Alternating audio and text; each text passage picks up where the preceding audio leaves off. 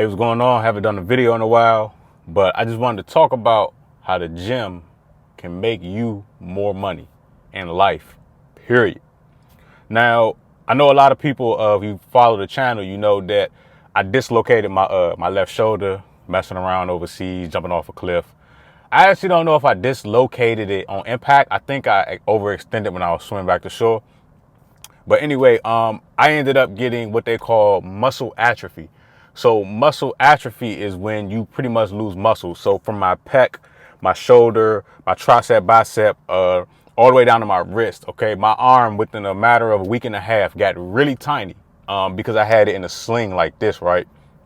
And in order for me to gain the muscle back, even though I have tears, like I have a tear across my pec, I got tears in my front delt, my rear delt, and some other places back here. The only way I can, gain back the flexibility, the mobility, and the strength is I gotta work out. I gotta work this arm out, and move it around and stuff.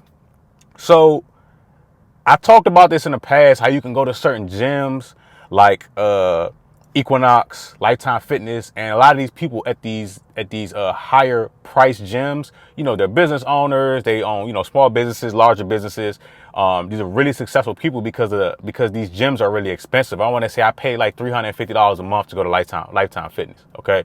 I forgot how much my Equinox membership is, but anyway, there's a set of military guys that are always in the gym. And if you really want to meet people in the gym that can like help you or to really network, between 9 and 1 p.m. are when the big dog, what I consider the big dogs, are in the gym. Those are the people that, own stuff because they're in there while everybody else is at work. So, they're either in sales or they own businesses, right? So there's these military guys that are in there. And when I first dislocated my shoulder, I came to the gym to do some cardio, even though I had my arm in the sling, and they would just ask me what happened. We always talking to sauna and stuff. And probably like a week and a half later, I was still in the sling. I came back to the gym. I was minding my business working out, and I took the sling off and started doing push-ups, right? And one of the military guys came over to me, and he was like, basically, he's been interviewing real estate agents because he wants to sell his house, buy a house, and then help his daughter buy a house. So that's 3 transactions. And he said, you know what? I'm canceling some of the interviews because I want to hire you. The reason why I want to hire you is because I watched you come in here, take your sling off, and you altered your workout to work around your shoulder injury. So at the time I was doing push-ups because I still have a front delt issue. The average push-up, you flare your arms out like that kind of, and you do push-ups. I had to lock my arms like this, all right, to do push-ups so that it's less shoulder in it. And he said, in business, period. This is an older guy. He like in his 60s, military guy, swole, you know what I mean? He's doing this thing in the gym, and he was just talking about in general in business, you have to be able to solve problems. And I watched you solve a problem while the average person with an injury would be sitting at home. He said like a little bitch, but excuse my language, but you know the whole, pretty much what he's trying to say is that the average person will be at home healing, and you're in here still working out and working around your injury. And not only that, he was saying, look around the gym. Look at this guy on this machine. He on his cell phone like this. I just watched you do leg press, drop down and do push-ups, and then 20-second break, back on the leg press, back down doing push-ups with an injury. And you're working around this problem.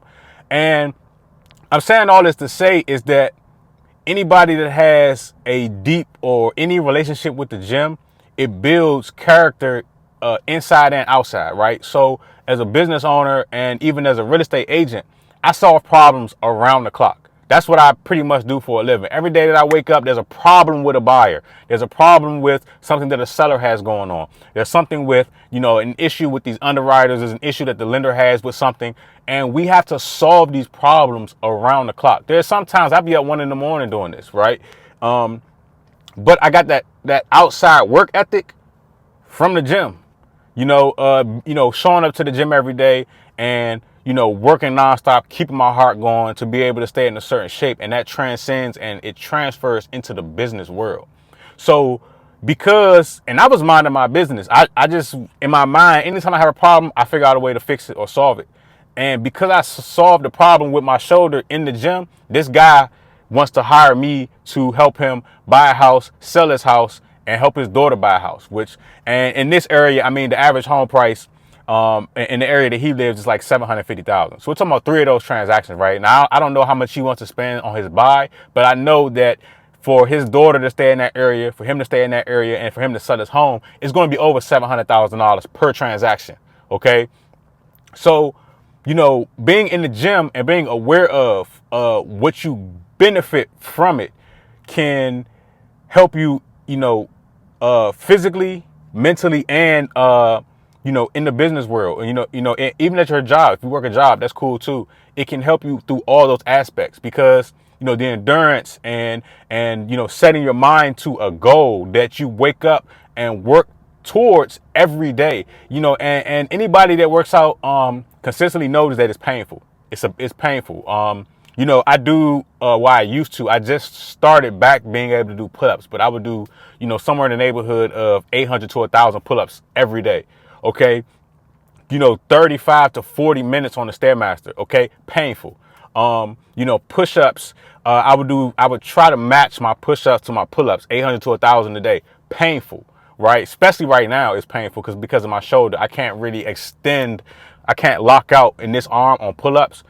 Push-ups, I'm fine. I'm starting to be able to move out a little bit, but again, painful. And this arm got really small. It's starting to build back up because they were telling me in the gym, they were like, man, your arm coming back, because my arm got tiny, really, really tiny, just in a week and a half from the atrophy. But I just want to just throw this at y'all for anybody out there that has goals, right? And let me also put this in perspective, right? When your body looks a certain way, you are godlike or a god on earth. Why do you think a lot of these guys that you see on YouTube and Instagram, and a lot of them on steroids, but they're like really swole, really in shape, and they instantly start making money? Because we have a very sick and overweight population. So anybody that got six-pack abs or anybody that's really, really in shape, they're like gods on earth, right? Looking at someone that is in shape and it has a really nice physique, whether they're a man or woman, that tells you, number one, their priorities, and it also shows how organized they are in life. Okay, you have to eat a certain way. You have to work out a certain amount of times a week or a day, or and really be dialed in and focused. So if you're really focused and you're able to chisel your physique, which only 1% or less of the population can do, imagine what you can do outside in the business world, in the job market, right? And again, these are problems, right? Most people have the problem where they can't get a nice physique, but you can solve that problem. People that can solve problems make millions, right?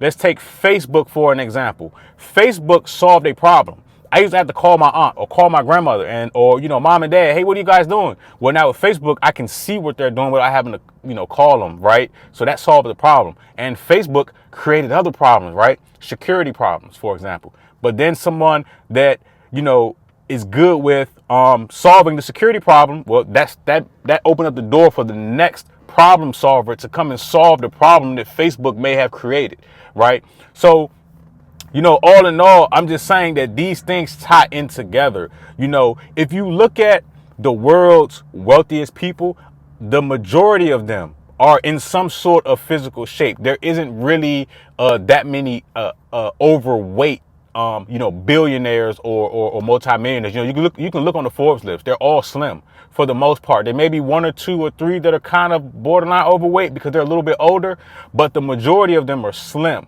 right? So, the stuff that you put in your mouth, your eyes, your ears are the windows to your soul. And then, your mouth is the window to your body. These things play a role and can help you in other aspects of life. I just wanted to throw that out there. Thanks for watching.